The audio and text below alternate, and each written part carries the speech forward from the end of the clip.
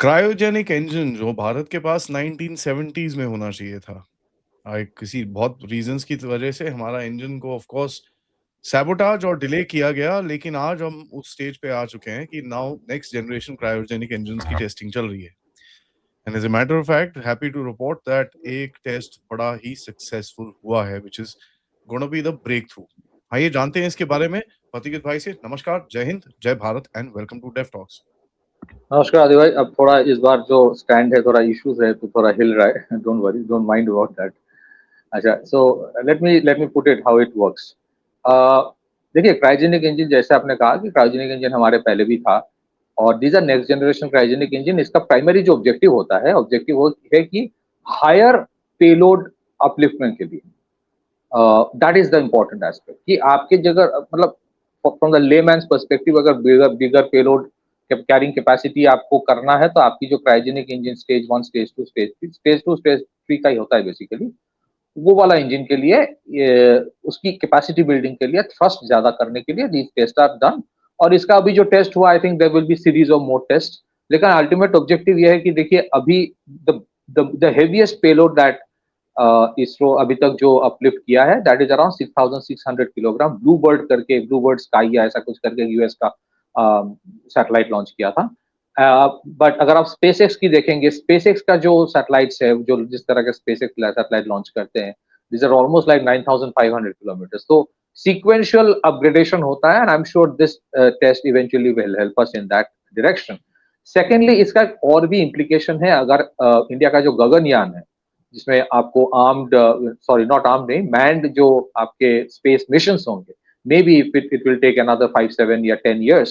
लेकिन उस गगनयान या मैन स्पेस मिशन के लिए आपकी जिस तरह की पेलोड कैपेसिटी अपलिफ्टमेंट की जरूरत होगी, उसमें आपके जो स्टेज 2 या स्टेज 3 में जो क्रायोजेनिक इंजन है उसकी पावर जो एग्जिस्टिंग है उससे ज्यादा होना है। So invariably that's the reason that this test is important and that, जैसे खबर आ रहा है, हैज बीन रीजनेबली सक्सेसफुल। एक और भी एस्पेक्ट है ये समझना कि जो हमारे अभी स्पेस पॉलिसी है, जो स्मॉल सैटेलाइट्स लॉन्चिंग व्हीकल्स हैं, SSLV, वो एक अलग से उसका टेस्टिंग हुआ है, उसका टेक्नोलॉजी ट्रांसफर अभी इसरो ने किया है। सेकेंडली, जो PSLV है that has been India primary workhorse, लेकिन पिछले दो जो मिशन है that has not been successful. इसको लेके काफी कंसर्न्स है क्योंकि जो सुनने में आ रहा है या तो वो डुअल एप्लीकेशन का था या फिर प्राइमरीली मिलिट्री सैटेलाइट्स था। क्या, whatever the reason, without casting aspersion, let's accept it, वो फेल हुआ था। And so to the extent की the national security advisor went to the ISRO facilities Vikram Sarabhai space centre में, उन्होंने मीटिंग किया वहां पे जाके।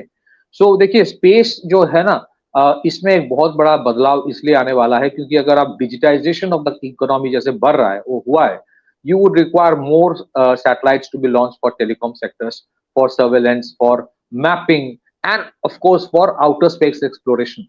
तो जैसे, just to put the long story short, DRDO अपना काम कर रहा है, प्रोजेक्ट वेदा जो है स्मॉल मिलिट्री सैटेलाइट्स लॉन्चिंग के लिए अलग सा एक प्लेटफॉर्म बना रहा है। तो जब DRDO अपना वो मॉड्यूलर सैटेलाइट लॉन्चिंग के लिए अलग सा व्हीकल बना रहा है, प्राइवेट सेक्टर में जैसे स्काई रूट और अग्निकुल वो अपना सैटेलाइट लॉन्चिंग व्हीकल बना रहा है, these are all probably for small satellite launching या पोलर सैटेलाइट लॉन्चिंग, वो अपना काम कर रहा है and they are on the cusp of having major success. जो स्काई रूट का है या अग्निबाण का है, in the next few months वो सक्सेसफुल हो जाएगा। Third is short small satellite launching vehicle, जैसे मैंने कहा। एंड फोर्थ इज जो GSLV है। इनवेरिएबली अगर DRDO मिलिट्री सैटेलाइट्स का टेक केयर करेगा और स्मॉल सैटेलाइट लॉन्चिंग जो होगा स्मॉल सैटेलाइट से, वो प्राइवेट सेक्टर करेगा, तो जाहिर है कि इसरो का जो रिस्पॉन्सिबिलिटी है that will be for heavy payload upliftment and outer space exploration. So इसके लिए they have to continuously work towards higher payload capacity engines. तो इसके लिए ये काम हुआ है। एंड देखिए, इन आइसोलेशन अगर देखा जाए, ISRO has been one of the finest organisations of the country, yet we all know that, we all agree to that, it is one of the most respected organisation. इन्होंने बहुत अच्छे काम किया है, लेकिन दुनिया जो है, you have to look at it from relative perspective में, कंपैरेटिव पर्सपेक्टिव में अगर आप देखें, मैं किसी को ब्लेम नहीं कर रहा हूं, it's not about blaming anybody, तो जितने सैटेलाइट्स चाइना आज लॉन्च करता है, जितने सैटेलाइट्स यूएस आज लॉन्च करता है, उस कंपैरिजन में हालांकि ISRO on its own with a shoestring budget has been very successful, तो ISRO will have to probably launch more satellites, लेकिन प्राइवेट सेक्टर वो आएगा, वो अपना सैटेलाइट लॉन्च करेगा, डीआरडीओ अपना सैटेलाइट लॉन्च करेगा, तो ISRO will have to focus on what, very heavy satellites. और वो जमाना आने वाला है where from in the telecom arena major satellites will be launched। तो आप देखेंगे इन द नेक्स्ट से 2-3 years बहुत सारे इंडिया के जो प्राइवेट टेलीकॉम ऑपरेटर्स है वो अपना जिसको कहते हैं ना कॉन्स्टलेशन ऑफ सैटेलाइट्स लॉन्च करेगा। Private sector will play a role in that, और इसी तरह से इसको बनाया गया कि प्राइवेट सेक्टर वो स्मॉल सैटेलाइट लॉन्चिंग व्हीकल से या उससे भी थोड़ा बेहतर जो चीजें हैं उससे वो they will take care. Then what is the purpose of ISRO then? So ISRO will have to focus on core thing. It's more like अगर आप देखें डीआरडीओ का भी जो रिस्ट्रक्चरिंग हो रहा है कि DRDO is now being asked, जैसे डार्पा काम करता है यूएस में, कि कोर कुछ एरिया में ही फोकस करो। इसरो का भी वही है कि I think somewhere there is a mandate, core focus will be on heavier engines for manned missions, outer space exploration and invariably launching of heavy satellites. So इसमें ये एक इंपॉर्टेंट एस्पेक्ट है। एक और भी एस्पेक्ट आदि भाई इसमें यह है कि इस तरह के जब आपकी फैसिलिटी टेस्टिंग होती है, कैपेसिटी बिल्डिंग होती है, इसका डुअल एप्लीकेशन इनवेरिएबली होता ही है। What is the dual application? आपकी अगर एक क्रायोजेनिक इंजन है with the capacity to say tomorrow lift 7 to 8 ton of satellites, total इसका जो है 22 टन कैपेसिटी होगा इसका अपलिफ्टिंग का। इसका डुअल एप्लीकेशन मतलब कहीं ना कहीं इसका एक मिलिट्री एप्लीकेशन भी होगा। सो इसका मिलिट्री एप्लीकेशन होगा। सो हो सकता है कि दीज आर द थिंग्स, जैसे आपके जी आप कुछ कहना चाहते हैं? नहीं, बट ऑब्वियसली यार देयर इज नो क्वेश्चन। हाँ, सो एग्जैक्टली शायद ये इंजन नहीं, बट हो सकता है कि आपके जो हाइपरसोनिक ग्लाइड व्हीकल्स है या फिर आपके जो यू नो मर्व जो होता है, या फिर जैसे आप हम लोगों को दिखने में आया इस बार ईरान से जो बैलिस्टिक मिसाइल आ रहा था, दे वर कैरिंग क्लस्टर वॉरहेड्स। तो MIRV जो मर्व है वो कैपेसिटी इंडिया ने बिल्ड कर लिया है, तो उस those generally require higher payload carrying capacity, और उसमें भी शायद वी आर नॉट सेइंग कि यही जाएगा वहां पे, बट जो टेस्टिंग होता है उसका जो नॉलेज सेगमेंट होता है, उसके जो एक्सपीरियंस है at certain level, those are all shared, so that has a lot of benefits। ये सिर्फ इसरो अपने लिए किया वो नहीं है, आई थिंक ये ऐसे देखा जाता है कि this the country actually benefits out of these test. But एक इंपॉर्टेंट एस्पेक्ट वो भी है कि नॉट ओनली आज इंडिया के पास खुद के क्रायोजेनिक इंजन बनाने की क्षमता है, आपकी वो फैसिलिटी भी है कि you constantly upgrade those things. That is an important thing. आप देखिए किस तरह से आज अगर एलोन मस्क सोच रहा है कि may be in the next 30 years या 25 years उनका उसका जो एस्पिरेशन है, उनका एस्पिरेशन ये है कि rockets will be replacing the aeroplanes. हाँ, you can say one can say कि these are easier said than done, but वो जो रियूजेबल जो व्हीकल्स होता है, वो बूस्टर रॉकेट्स वापस आ रहा है, उसके ऊपर भी इसरो काम कर रहा है कि टुमारो एक एस्पिरेशन है द रॉकेट्स में आप बैठेंगे, जैसे मैन्ड मिशंस होते हैं, लोग यहाँ पे बैठेंगे and probably they will go to say New York और London probably in the matter of half an hour. So that is the ultimate objective. आज लॉट ऑफ पीपल में laugh exactly how people laugh 40 years back जब बोला गया था कि एक time आएगा मोबाइल फोन आएगा। सिमिलरली तो may be those things one day will happen for that, for a country like India जो आज एक one of the top 5 economies है, और space is a very very important area. तो ये इंपॉर्टेंट है। एक और भी एस्पेक्ट है जिसके बारे में मैंने काफी बार बोला है टेलीविजन में भी, I just want to mention that कि अल्टीमेट ऑब्जेक्टिव इसरो का है क्या? What is ultimate objective? Ultimate objective of ISRO is this कि जो चंद्रयान हुआ था, लॉट ऑफ पीपल आस्क कि भाई चंद्रयान का ऑब्जेक्टिव क्या है? It is just to go there. Well, today it might seem कि it is just to go there, but tomorrow the objective is two. There are two objectives. Number one, कोई भी देश अगर चांद में जाता है या मंगल में जाता है, हो सकता है it will take a little more time. But your first objective is number one, to understand the topography map and then to understand the soil, किस तरह के minerals है. Your second objective associated with the first one is you try to bring that back to the earth. And then you find out कि उसमें किस तरह के minerals है, उसका क्या composition है, that will have fundamentally alter India का, देश का या दुनिया का टेलीकम्युनिकेशन या बहुत सारे, जैसे सेमीकंडक्टर्स जो होता है, जो क्रिटिकल मिनरल्स है, उसका कुछ कैपेसिटी जो है unique capacity as a conductor, and yet not being entirely a conductor, that entirely changed the process of chip making. हो सकता है चांद में ऐसे मिनरल्स है that has far more profound capabilities जो हमारे टेक्नोलॉजी में बहुत बदलाव ला सकता है. Now if you want कि you go to moon, you know take the minerals, come back, तो दैट रिक्वायर्स हायर इंजन. ये आज के लिए नहीं ऐसे हो रहा है. इट्स नॉट कि 6 महीने बाद एक सैटेलाइट लॉन्च होगा तो इसके लिए ये इंजन जरूरी है. ये सही है, but it is not just for 6 months down the line, it is also for 16 years down the line. उसका भी capacity. So 16 years down the line क्या होगा? एक तो आप उसको वापस लाओगे, या फिर वो चांद आपका पिट स्टॉप होगा. What is a pit stop? मतलब स्पेस रिसर्च में लोग यही सोच रहा है दैट देयर एम्बिशन इज कि मैं चांद से कल I will go to the moon, वहां पे हमारा एक अलग स्टेशन होगा, उस स्टेशन से देयर विल बी सैटेलाइट या rockets that will B launch for outer space.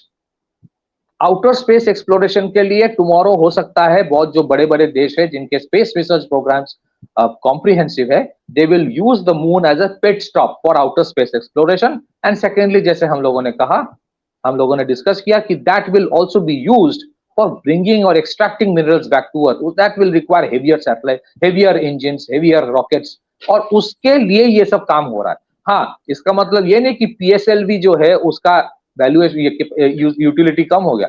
PSLV उसका एक अलग रेलेवेंस है.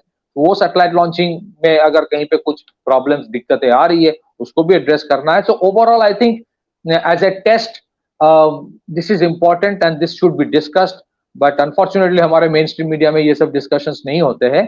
Eventually this is primarily as I mention to launch heavier satellites, number 2 for man missions, number 3 tomorrow for going to the moon and coming back, and number 4 for outer space exploration. तो ये this is a continuous process. ये CE20 है, हो सकता है कल CE21 का test होगा, CE242 का होगा, ये होता रहेगा.